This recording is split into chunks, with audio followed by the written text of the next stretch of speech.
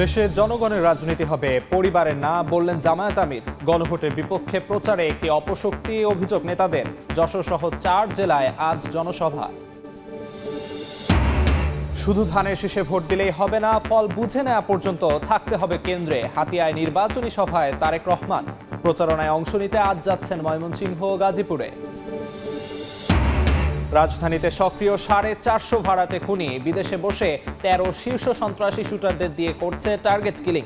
নির্বাচনের আগে ভাড়াটে খুনিদের সক্রিয়তা, নিরাপত্তা হুমকি। এখনো অনিশ্চয়তায় একীভূত 5 ব্যাংকের শেয়ারে বিনিয়োগকারীরা। চিঠি দেওয়ার 4 মাস পরও মেলেনি সদুত্তর। ভুয়া ব্যালেন্স শিটে সবল দেখানোর অভিযোগ।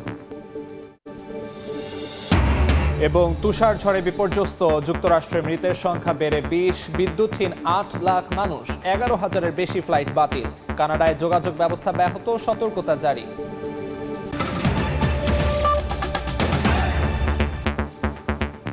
সময় সংবাদের সঙ্গে আছি আমি আমিরুল ইসলাম আলিফ। যশোরে ঈদগাহ মাঠে 11 দলীয় ঐক্যের নির্বাচনী জনসভায় বক্তব্য রাখছেন জামায়াত আমির ডাক্তার শফিকুর রহমান। সরাসরি যাচ্ছি তার বক্তব্যে। আমরা আমাদের ভাইদেরকে বলি, আপনারা দেশ গড়ার আগে দলটা গড়েন ভালো করে।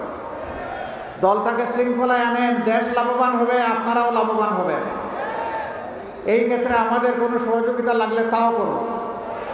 তারপরেও আল্লাহর রাস্তে শৃঙ্খলার দিকে আসেন, মানুষকে সম্মান করুন, ভালোবাসুন। আপনারা দেখেছেন এত নির্যাতন, এত ফাঁসি, এত এক্সট্রা জুডিশিয়াল কিলিং। হাজার কর্মীকে হারিয়েছি, সহকর্মীকে। যখন শহীদ পরিবারগুলোর কাছে যাই, মা, বোন, এতিম সন্তান, তাদের চোখে তরল পদার্থ দেখি। এই তরল পদার্থ চোখের পানি নয়, তাদের সন্তান, ভাই এবং পিতার রক্ত। যখন পরিবারের সদস্যরা বলেন যে এই দেখেন দেয়ালে এই ছোট্ট শিশুটি তার বাপের ছবি অঙ্কন করে বলতেছে, বাবা তুমি কখন আসবে, তখন ওদেরকে সান্ত্বনা দেওয়ার কোনো ভাষা আমরা পাই না। আমরা আপনাদেরকে কথা দিচ্ছি, বাংলাদেশকে কেউ যদি সেদিকে নিতে চায়, সকল শক্তি দিয়ে আল্লাহর পর ভরসা করে আমরা রুখে দেব ইনশাআল্লাহ। ওই কালো অধ্যায় আর বাংলাদেশে ফিরে আসতে দেওয়া হবে না। আমাদের যুবকরা জেগে উঠেছে, তারা ইতিমধ্যে তাদের বার্তা জাতিকে দিয়ে দিয়েছে। যুবকরা স্পষ্ট বলেছে, আমরা সত্যের পক্ষে, ন্যায়ের পক্ষে, আমরা নতুন বাংলাদেশের পক্ষে। আমরা বিভক্তি নয়, ঐক্যের পক্ষে। এটা 5টা বিশ্ববিদ্যালয়ের সচেতন ছাত্রছাত্রীরা জাতিকে এটা জানিয়ে দিয়েছে। আর যত বিশ্ববিদ্যালয়ে নির্বাচন হতো টেকে দেওয়া হয়েছে। কেউ কেউ গণতন্ত্রের নাকি উদ্ধারকারী, কিন্তু তারাই আবার কোনো জায়গায় গণতান্ত্রিক চর্চা হতে দেন না। কি আশ্চর্য ব্যাপার! এক অঙ্গে কত রূপ। ওরে বাবা, একটা রূপ ধারণ করে, তাহলে মানুষ আস্থা রাখতে পারবে। এটাই তো স্বভাব। আমরা চাই আমরা যা বলবো সেটা যেন আমরা করতে পারি। সম্মানিত ভাইয়েরা, আজকে মাদেরকে জিজ্ঞেস করা হয় যে আপনারা কারে ভোট দেবেন। তারা একদম স্বতঃস্ফূর্তভাবে বললে আমরা দাঁড়িপাল্লায় ভোট দেবো, বা আমাদের যে আরও সঙ্গী 10 দল আছেন তাদের মার্কায়। কেন দিবেন? ওনারা আসলে তো আপনাদেরকে গড়েবন্দি করে রাখবে। ওইটা আপনাদের কথা, আমরা এটা বিশ্বাস করি। তাইলে দিবেন কেন? যে দিব এই কারণে আমরা বিশ্বাস করি তাদের হাতেই বাংলাদেশ নিরাপদ থাকবে, আমিও নিরাপদ থাকবো।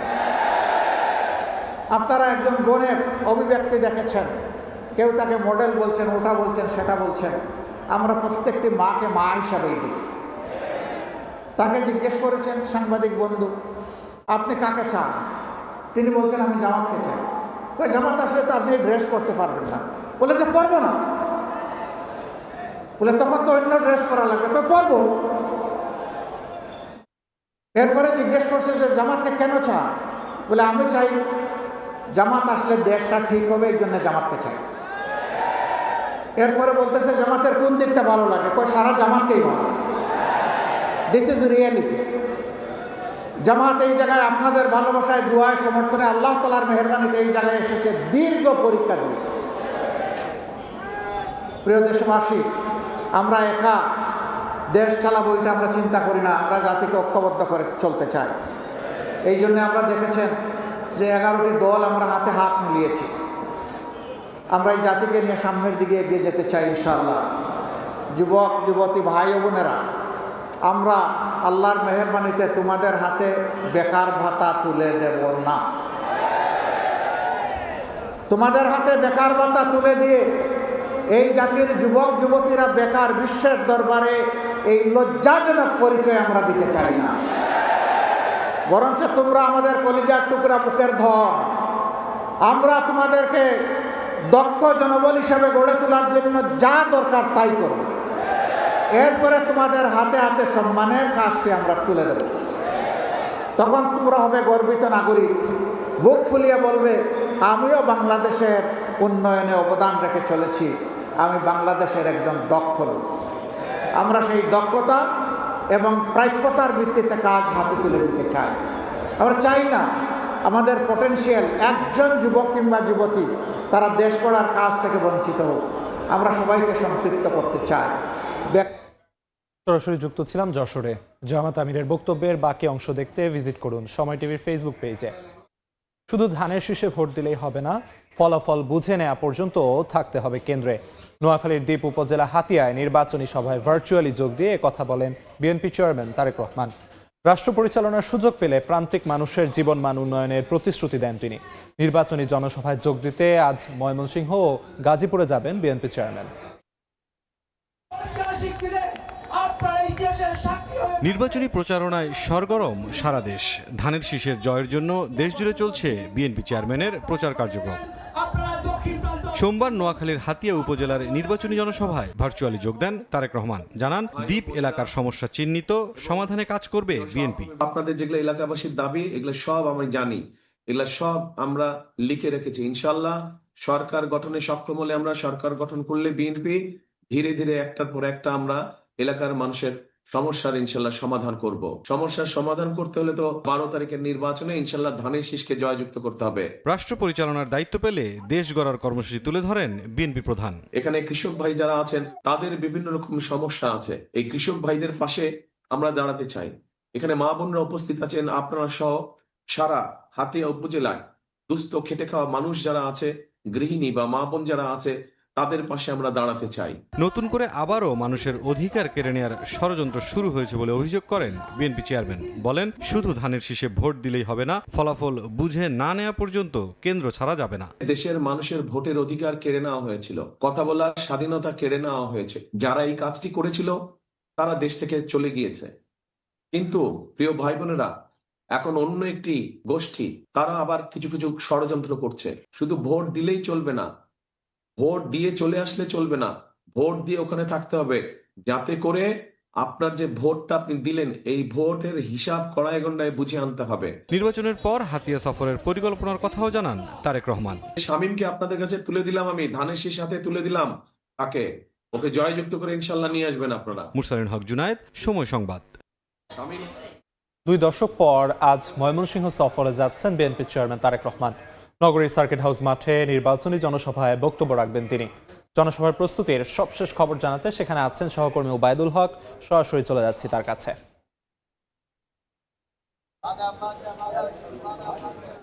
দীর্ঘ 2 দশক পর ময়মনসিংহ সফরে আসছেন বিএনপির চেয়ারম্যান তারেক রহমান। ময়মনসিংহ নগরীর ঐতিহাসিক সার্কিট হাউস ময়দানে তিনি আজকে দুপুর 2:30টায় যে জনসভা, নির্বাচনী জনসভা, সেখানে বক্তব্য রাখবেন। এই মুহূর্তে ময়মনসিংহ সার্কিট হাউস মাঠে যে মঞ্চ সেটি কিন্তু একেবারে প্রস্তুত করা হয়েছে। পাশাপাশি আশেপাশের যে যারা নেতাকর্মী রয়েছেন, স্থানীয় নেতাকর্মী, তারা কিন্তু এই মাঠের সামনে চারপাশে আসছেন এবং মঞ্চ পরিদর্শন করছেন।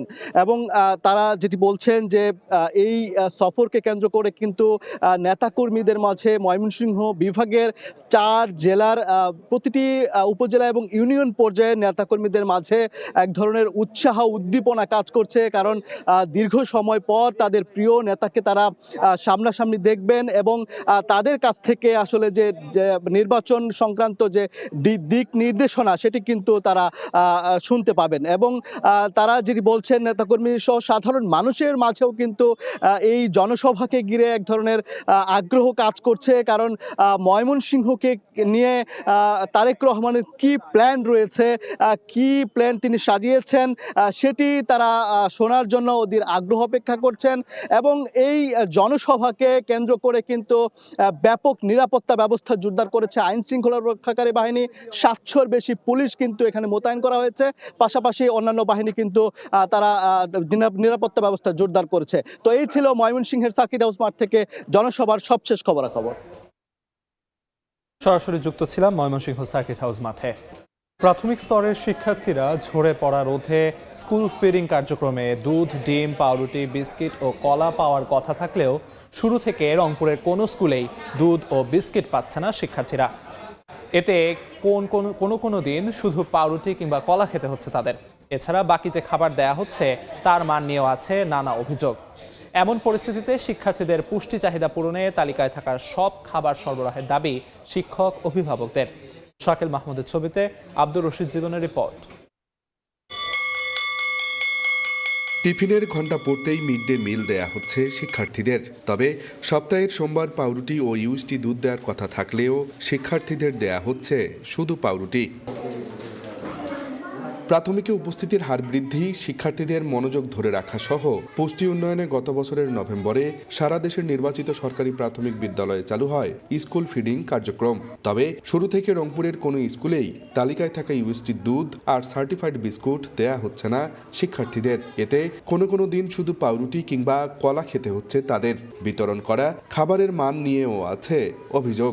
আমাদের শুধু রুটি দিছে, একটু খাইতে কষ্ট হচ্ছে। রুটি পেয়েছি এবং খাইতে খুব কষ্ট হচ্ছে, কারণ এটা একটু শুকনো, তো তার জন্য। এটার সাথে আমরা একবার শুনেছিলাম যে দুধ পাবে বাচ্চারা, বিস্কিট পাবে, তা এটা একটু গ্যাপ আছে।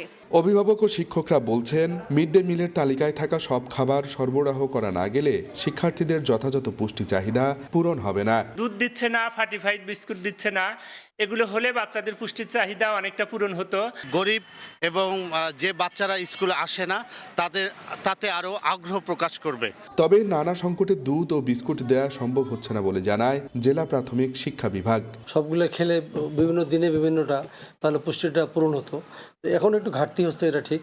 তো এই ঘাটতিটা আমার মনে হয় খুব বেশি সময় থাকবে না, খুব তাড়াতাড়ি এটি সমস্যার সমাধান হয়ে যাবে। রংপুরে 8 উপজেলার 1455টি বিদ্যালয়ের শিক্ষার্থীদের দেয়া হচ্ছে mid day meal. Abdur Rashid Jibon, সময় সংবাদ, রংপুর। আমানতকারীদের অর্থ ফেরত দেওয়ার সিদ্ধান্ত হলেও এখনও অনিশ্চয়তায় একীভূত 5 ব্যাংকের শেয়ারে বিনিয়োগকারীরা। এমনকি এ ব্যাপারে বাংলাদেশ ব্যাংকে চিঠি দেওয়ার 4 মাস পার হলেও কোনো সদুত্তর পায়নি পুঁজিবাজার নিয়ন্ত্রক সংস্থা বিএসইসি। ভুয়া ব্যালেন্স শিটের মাধ্যমে এসব ব্যাংকে সবল দেখানো হয়েছে বলে অভিযোগ সাধারণ বিনিয়োগকারীদের। এ অবস্থায় অডিট ফার্মগুলোর বিরুদ্ধে ব্যবস্থা নেওয়ার কথা বলছে সংস্থাটি। তোফাজ্জল হোসেনের রিপোর্ট। দুর্নীতি, অনিয়ম আর খেলাপি ঋণের ভারে যখন প্রায় অস্তিত্ব শূন্য, তখনও পুঁজিবাজারে হয়েছে একীভূত হওয়া 5 ব্যাংকের শেয়ার কেনাবেচা। অডিট ফার্মগুলোর দেওয়া অসত্য তথ্যের ভিত্তিতে তৈরি ব্যালেন্স শিটে ব্যাংকগুলোকে লাভজনক দেখানোর অভিযোগ সাধারণ বিনিয়োগকারীদের। এটা দায় তো আমার না, এটা বাংলাদেশ ব্যাংকের গভর্নরের দায়। কেন তারা তো দেখি ভালো কোম্পানি দেখি তারা লিস্টিং করছে। এই ব্যাংকগুলো আইপিওর মাধ্যমে আসছে, আসার পরে আমরা শেয়ার কিনছি। তখন ওনারা সার্ভে করছে না, ওনারা এই ব্যাংকগুলো অডিট করেছে, অডিট করানোর মাধ্যমে আইপিওতে আসছে, বাংলাদেশ ব্যাংক অনুমোদন দিছে। তাহলে বাংলাদেশ ব্যাংকের দায়, এটা সাধারণ বিনিয়োগকারীর দায় না। পুঁজিবাজারে আইপিওভুক্ত হতে জমা দেওয়া ব্যালেন্স শিটের অডিট যাচাই করে অনুমোদন দেয় Bangladesh securities and exchange commission BSEC. সাধারণ বিনিয়োগকারীদের অভিযোগ স্বীকার করে অডিট ফার্মগুলোর বিরুদ্ধে ব্যবস্থা নেওয়ার কথা বলেছে সংস্থাটি। অডিট ফার্ম তাদের বিরুদ্ধে তো কমিশনও ব্যবস্থা নেয়, এফআরসিও ব্যবস্থা নিচ্ছে, বাংলাদেশ ব্যাংকও ব্যবস্থা নিবে। গেল বছরের 23 সেপ্টেম্বর পুঁজিবাজারে সাধারণ বিনিয়োগকারীদের স্বার্থ সংরক্ষণে কেন্দ্রীয় ব্যাংকে চিঠি দেয় বিএসইসি। চিঠিতে সাধারণ বিনিয়োগকারীদের স্বার্থ সংরক্ষণে 5টি সুপারিশ করা হয়। বিষয়টি জানানো হয় সরকারকেও। কিন্তু 4 মাস পেরিয়ে গেলেও সে বিষয়ে এখনো কোনো সিদ্ধান্ত নেয়নি অর্থ মন্ত্রণালয় অথবা কেন্দ্রীয় bank. Financial statement Bangladesh bank try party meeting করে এটা অ্যাডপ্ট করেছে। কাজেই এখানে বিনিয়োগকারীকে তো এই সিগন্যাল দেওয়া হয়েছে, রেগুলেটরও এই বিষয়গুলো দেখেছেন, দেখে এটা ডিসক্লোজ হয়েছে। সো এই দায় আমরা এড়াতে পারি না। যেই বিনিয়োগকারী কোনোভাবেই দায়ী নয় ব্যাংকের দুরবস্থার জন্য, তারা যেন বিনিয়োগকারীর এই স্বার্থটা দেখেন। বিশেষজ্ঞরা বলছেন পুঁজিবাজারে একীভূত 5 ব্যাংকের শেয়ার কেনা বিনিয়োগকারীদের বিষয়টি বিবেচনা করা যেতে পারে।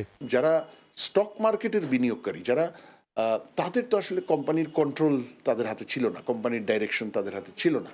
যারা লার্জ শেয়ার হোল্ডার বোর্ডে বসে কন্ট্রোলিং সিদ্ধান্ত নিতে পেরেছে, তাদের হয়তো এই লুটপাতে বেশি তারা জড়িত। সেইখান থেকে চিন্তা করে একটা এক্সেপশন বেসিসে কিছু ক্ষতিপূরণ দেওয়া যায় নাকি, এটা আমার মনে হয় সরকার চিন্তা করতে পারে। দেশের বিনিয়োগ প্রবাহ স্বাভাবিক করতে আর্থিক খাতে সুশাসন নিশ্চিতের উপর জোর দিচ্ছেন অর্থনীতিবিদরা। আর্থিক সেক্টরের স্থিতিশীলতা, সেই জায়গা থেকে করাপশনকে মাটিতে পুঁতে ফেলা, এছাড়া কিন্তু দাঁড়ানোর সক্ষমতা বাংলাদেশ আর পাবে না। পুঁজিবাজারে সাধারণ বিনিয়োগকারীদের বিষয়ে কোনো সিদ্ধান্ত না হলেও একীভূত হওয়া 5 ব্যাংকের 75 লাখ আমানতকারীকে 1,21,000 কোটি টাকা ফেরত দেওয়ার সিদ্ধান্ত নিয়েছে সরকার। একীভূত হওয়া 5টি ব্যাংকের শেয়ার কিনে ক্ষতিগ্রস্ত হওয়া বিনিয়োগকারীদের ক্ষতিপূরণ এবং ব্যাংকগুলোর এই দুরবস্থার জন্য দায়ীদের শাস্তির দাবি সংশ্লিষ্ট সকলের। তোফাজ্জল হোসাইন, সময় সংবাদ, ঢাকা। আন্তর্জাতিক প্রসঙ্গ। যুক্তরাষ্ট্র জুড়ে শক্তিশালী শীতকালীন ঝড়ে বিপর্যস্ত জনজীবন। দেশটিতে নিহতের সংখ্যা বেড়ে দাঁড়িয়েছে 20 জনে। বিদ্যুৎহীন হয়ে পড়েছে 8 লাখ বাসিন্দা। বাতিল করা হয়েছে 11,000-এর বেশি ফ্লাইট। নিউ ইয়র্ক থেকে টেক্সাস পর্যন্ত ঝড়ের প্রভাব সামলাতে জরুরি ব্যবস্থা জোরদার করেছে স্থানীয় প্রশাসন। একই অবস্থা বিরাজ করছে প্রতিবেশী দেশ কানাডাতেও। তীব্র তুষার ঝড় ও হাড় কাঁপানো শীতে নাজেহাল অবস্থা বাসিন্দাদের। যুক্তরাষ্ট্রের ওহাইও ভ্যালি, মিড সাউথ ও নিউ ইংল্যান্ড জুড়ে আঘাত হানে ভয়াবহ শীতকালীন ঝড়। ভারী তুষারপাত ও প্রবল ঠান্ডায় দেশটির পূর্বাঞ্চলের বড় অংশ অচল হয়ে পড়ে। তুষার ঝড়ে বেশ কয়েকজনের মৃত্যুর খবরও পাওয়া গেছে। New York, Tennessee, Louisiana, Kansas, Pennsylvania ও টেক্সাসে প্রাণহানি হয়েছে। শুধু নিউ ইয়র্কই কয়েকজনের মৃত্যু নিশ্চিত করেছে সিটি হল। অনেক স্থানে বরফ পরিষ্কারের সময় অতিরিক্ত ঠান্ডায় অসুস্থ হয়ে মৃত্যুর ঘটনাও ঘটে। বিদ্যুৎ সরবরাহেও বড় ধাক্কা লেগেছে। সারা দেশে একই সময় বিদ্যুৎহীন হয়ে পড়েছেন লাখ লাখ গ্রাহক। সবচেয়ে বেশি ক্ষতিগ্রস্ত টেনেসি, মিসিসিপি ও লুইজিয়ানা। বিভিন্ন রাজ্যে জরুরি ওয়ার্মিং সেন্টার খোলা হয়েছে এবং বয়স্ক ও গৃহহীনদের সহায়তায় বিশেষ উদ্যোগ নেওয়া হয়েছে। এছাড়া বাতিল করা হয়েছে হাজার হাজার ফ্লাইট। নিউ ইয়র্কের মেয়র জোহরান মামদানি জানান 5,000-এর বেশি স্যানিটেশন কর্মী ও 2,500 যন্ত্রপাতি নামানো হয়েছে। শহরের সব সড়ক পরিষ্কার করা হয়েছে বলেও দাবি করেন তিনি। তবে আরও একদিন অপ্রয়োজনীয় ভ্রমণ এড়িয়ে চলার আহ্বান জানিয়েছেন মেয়র। নাদিম মারজান, সময় সংবাদ। কিশোরগঞ্জের ভৈরব বাজার জংশনে ট্রেনের বগি লাইনচ্যুত হয়ে ঢাকা, চট্টগ্রাম, সিলেট রুটে ট্রেন চলাচল বন্ধ রয়েছে। রাত 3টায় স্টেশনের 150 মিটার দূরে জয়েন্ট লাইনের ওপর এই ঘটনা ঘটে। এ ঘটনায় কেউ হতাহত হয়নি, তবে ট্রেন চলাচল বন্ধ রয়েছে। আখাউড়া থেকে রিলিফ ট্রেন আসার পর সকাল 8টায় উদ্ধার কাজ শুরু হয়।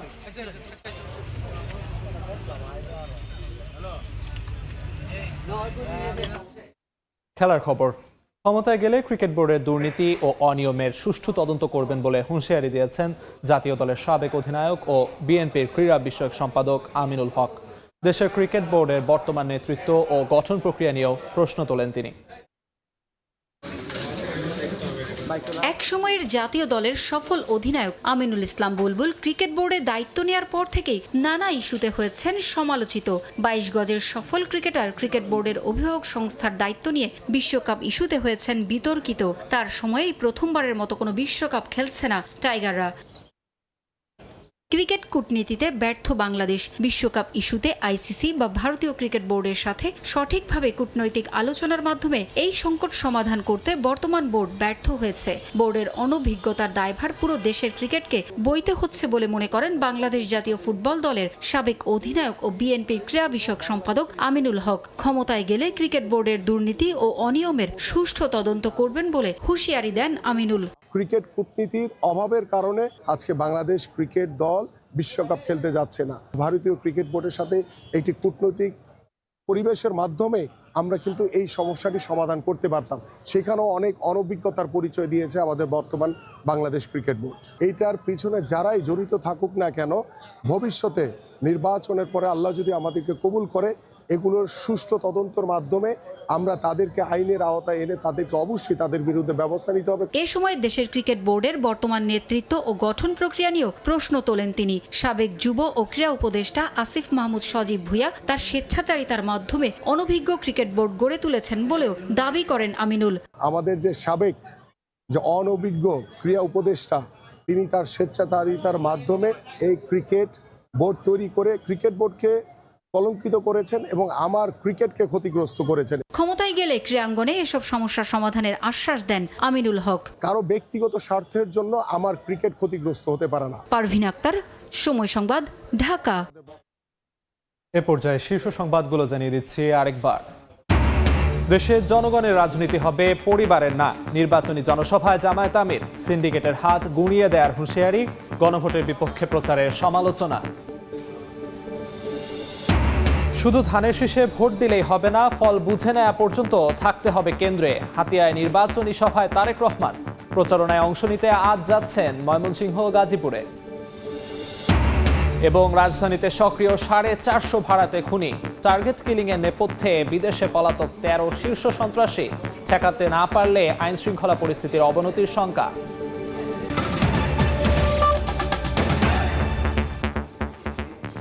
এই ছিল সকাল 10টার সময় সংবাদে। এ সময়ের বাণিজ্যের সঙ্গে থাকবেন জিনাতারা যশোয়া। আলিফ, আপনাকে ধন্যবাদ। এ সময়ের বাণিজ্য নিয়ে আসছি কিছুক্ষণ পর, সঙ্গেই থাকুন সময়ের।